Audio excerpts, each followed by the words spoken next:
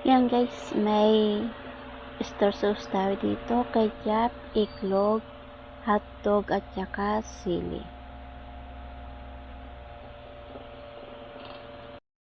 Yan guys, maglalagay na tayo ng mantika.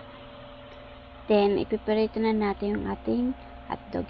Hindi ko na pala pinakita sa inyo kung paano hiwain yung hotdog. Then, pagkatapos, ikikisa naman natin yung kamati, yung sibuyas at sili. Doon na sa pinirituhan natin ng hotdog. Hindi ko na pala inalis kasi ihahalo ko rin naman.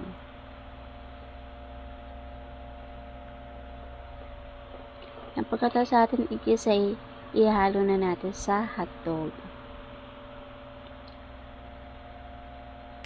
Ilalagyan natin ito ng paminta at tubig. Then, i-mix lang din natin.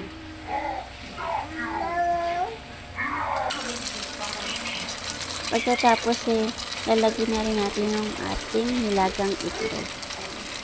If nilagyan ko natin ng ketchup, hindi ko na pinakita sa inyo.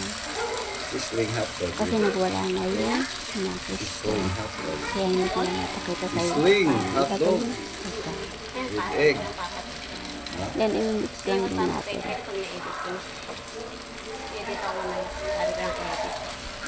Ilan na ba kanto?